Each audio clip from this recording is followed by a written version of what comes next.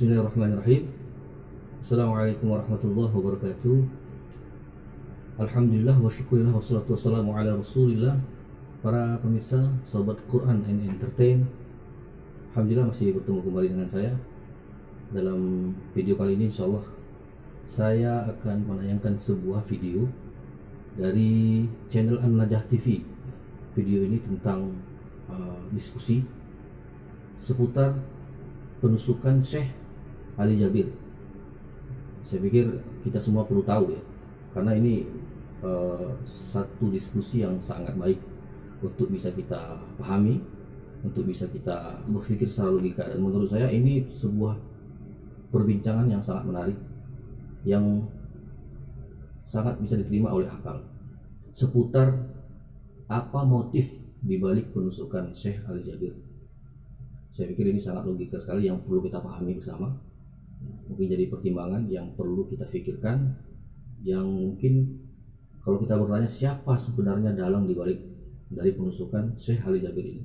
Kalau kita berpikir, kalau kita menelaah secara logika, mungkin tidak perlu harus disebut siapa dibalik daripada semua ini. Kita dengarkan saja diskusi yang akan diperbincangkan tentang seputar motif dan apa tujuan daripada penusukan Syekh Ali Jabir ini, yang akan ditanyakan oleh channel An-Najah TV. Baik, selamat mendengarkan.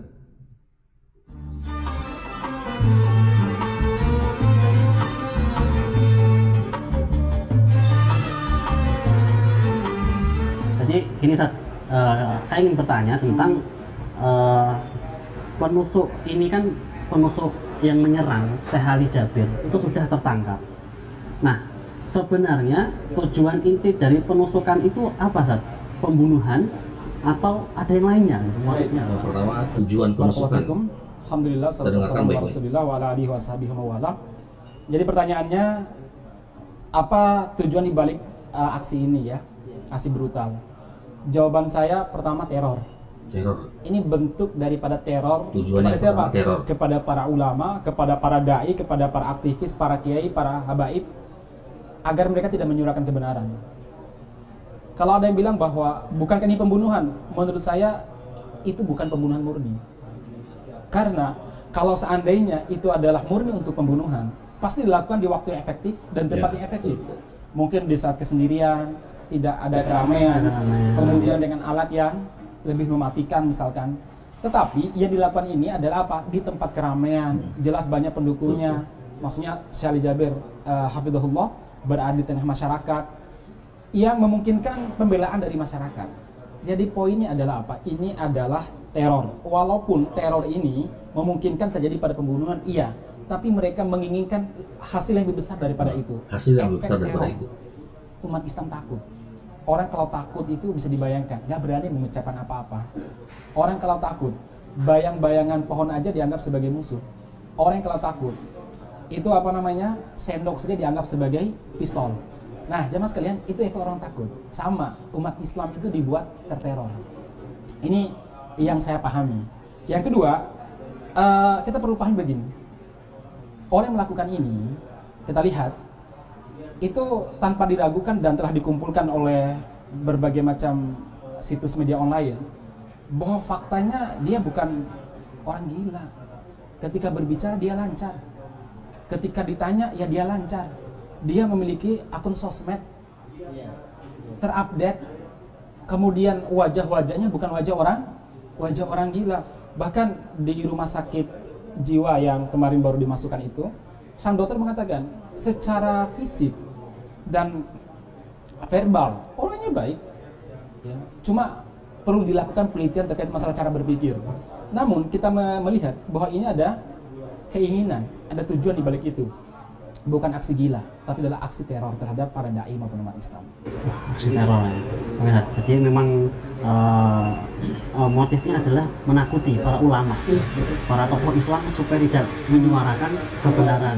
Ketika ulama ini, mereka tokoh akan menyuarakan kebenaran, ini akan ditakutin oleh mereka yang ingin merusak Islam. Intinya begitu lah. Oke Zat, jadi itu tadi. Kemudian mengapa Zat? Pola ini sering terulang. Jika korbannya aktivis Islam atau tokoh agama, itu maka akan penyelidikan akan mengatakan ini dihukumi gila. Tetapi ketika korban itu adalah pejabat atau yang kelihatan tidak suka dengan syariah atau Islam, itu kemudian pelakunya dicap sebagai teroris. Sampai netizen itu membuat sebuah rumus. Ya. Jika korban adalah pejabat atau yang anti syariat, sama dengannya pelakunya adalah teroris. Walaupun nggak jelas itu bentuk teror. Tapi kalau seandainya korbannya adalah para ulama, para aktivis, maka sama dengannya pelakunya adalah apa? Orang gila. Ini pola yang sering terulang. Baik, kembali kepada pertanyaan Mas Rafiq tadi. Apa yang membuat pola ini sering terulang?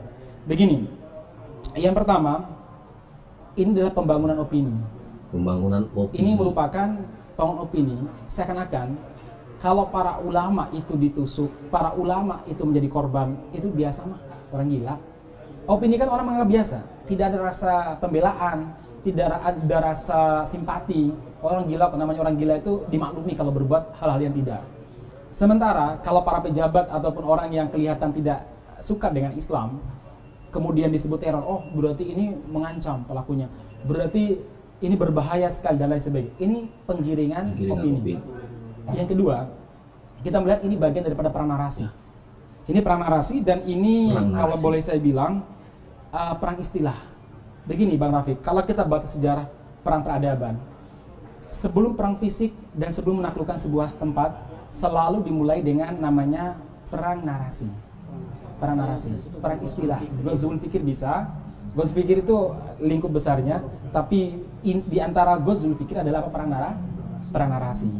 Jadi orang jahat selalu dinarasikan yang orang yang dengan buruk. Orang baik dinarasikan yang orang yang sangat ditakuti. Sementara para penjahat dinarasikan sebagai orang yang orang yang baik, orang yang politik dan masyarakat. Sebagai sebuah contoh, Nabi Muhammad SAW oleh Abu Jahal, Abu Lahab dan beberapa tokoh musyrik lainnya disebut apa? Mudammim, orang yang tercela. Karena nama Nabi Muhammad itu Muhammad dalam bahasa Indonesia apa? Terpuji. Ya. Mudammim itu orang tercela. Ini perang narasi. Terus disebut syair, penyair, sahir, penyihir, kemudian majnun, orang gila. Kenapa narasi ini dibangun? Supaya ada hijab antara hidayah ataupun dakwah dengan masyarakat. Oh, masyarakat apa yang ngambil dari orang gila? Supaya orang juga tidak percaya. Tidak percaya. Nah, demikian juga orang yang jahat itu dinarasikan sebagai polisi dunia, sebagaimana Amerika sekarang. Dia dinarasikan di film Hollywood ataupun film Bollywood, mereka tuh Masya Allah, jangankan nyawa manusia, nyawa anjing pun mereka selamatkan, walaupun mereka terluka. Padahal fakta sejarahnya, mereka telah membunuh kurang lebih 2.500.000 umat Islam dalam perang semenjak WTC jatuh, ya. Jadi zaman saya itu narasi. Nah sama hari ini kalau ada yang terbunuh ataupun yang jadi korban adalah para ulama, dinarasikan itu orang gila, itu urusan pribadi. Jadi seakan-akan tidak ada kaitannya dengan dakwahnya, tidak ada kaitannya dengan penerimaan masyarakat terhadap beliau. Ini sekali lagi perang narasi dan perang istilah. Itu yang yang kedua. Yang ketiga, saya jadi teringat kisah yang ditulis oleh para sejarawan sebelum terjadi pemberontakan PKI yang telah membunuh para ulama dan para santri tahun 1965. Dimulai dari narasi-narasi yang buruk sekali terhadap Islam. Seperti apa? Pondok bobrok, musola hancur, kiai, apalah bahasa-bahasa yang buruk sekali. Akhirnya orang terbiasa mendengarkan istilah-istilah itu. Awalnya orang tuh masa risih, melakukan perlawanan, tapi lama-kelamaan merasa welcome dengan istilah tersebut. Kemudian kiai dianggap sebagai orang gila, dukun cabul, atau kiai dianggap sebagai dukun apalah. Sehingga ketika dibunuh, ya wajar membunuh dukun gila atau membunuh orang gila. Jadi jemaah sekalian, itu sekali lagi narasi yang dibuat oleh orang-orang komunis sebelum pemberontakan tahun 1965. Mereka menghina Al-Quran sampai disebutkan di salah satu masjid Solo ini, salah seorang pengurus cerita sama saya, mereka melempar kepala babi dan kepala anjing ke dalam masjid berkali-kali. Ya. Nah, jadi sekali lagi kalau saya boleh curiga, jangan-jangan ini prakondisi yang sengaja dibuat dan dibuat, kemudian sengaja direkayasa untuk sebuah tujuan yang lebih parah daripada ini. Apa tujuannya? Wallahu a'lam bishawab. Bisa jadi itu sebuah pemberontakan, bisa jadi itu penghinaan terhadap Islam, bisa jadi mungkin naudzubillah, semoga tidak terjadi sebagaimana pembantaian para ulama tahun 1965, begitu. Oh begitu ya. Jadi semuanya begitu. Nah ini pertanyaan terakhir Kak. Ya. Jadi dari kejadian ini, kejadian yang termasuk sebuah kejadian yang memukul bagi umat Islam, seorang ulama yang menjadi ikon nomor satu, yang santun dakwahnya itu diserang sedemikian rupa, siapa sebenarnya dibalik dalam ini semua Kak? Sebelum menjawab itu, saya menyampaikan begini. Apapun yang terjadi, siapapun pelakunya dan siapapun korbannya, ini menunjukkan bahwa negara dalam hal ini ataupun rezim gagal dalam memberikan jaminan keamanan terhadap warganya. Ada kegagalan. Tidak bisa memberikan jaminan keamanan kepada warganya, terutama para ulama, para kiai, ataupun umat Islam yang ingin menjalankan syariatnya. Ini gagal. Padahal itu adalah jaminan yang harus dimiliki oleh umat Islam dan wajib ditunaikan oleh pemerintah. Mau siapapun korbannya. Padahal kita tahu presiden kita Bapak Jokowi seringkali dinarasikan dan digambarkan seperti Khalifah Umar, seperti Khalifah Abu Bakar, seperti Khalifah Utsman, yang kalau dalam gambarannya para khalifah ini adalah orang yang mampu memberikan jaminan keamanan kepada rakyatnya. Walaupun narasi ini terlalu dipaksakan, tapi menurut kita negara telah gagal memberikan jaminan keamanan, jaminan kebebasan dalam berpendapat, dalam berdakwah bagi warganya, terutama para ulama. Itu poin pertama. Poin kedua, pada pertanyaan siapa dalang di balik ini semuanya? Begini Mas Rafiq, negara kan negara hukum, semua harus berdasarkan bukti. Cuma begini, yang namanya perbuatan jahat itu bisa kita cium. Mohon maaf, seperti bangkai itu. Walaupun kita belum tahu di mana letak bangkainya, tapi sudah kita cium. Kayaknya arah sana dari bangkainya, iya kan? Arah sana. Sama, ini bangkai-bangkai penjahatnya sudah kita cium sebenarnya. Tapi kita untuk menunjukkannya khawatir kita ini. Hanya saja saya sampaikan bahwa dalam dibalik ini semuanya, tanpa saya harus menunjuk hidup mereka. Siapa mereka? Mereka adalah anak keturunan komunis yang memang tidak menghendaki Islam tegak di negara ini, tidak menghendaki negara ini baik. Ya, karena para ulama hendak memperbaiki negara. Yang kedua, siapa mereka? Orang-orang liberal, kemudian orang-orang sekuler, yang memang mereka ini berada di barisan munafikin yang anti terhadap Islam.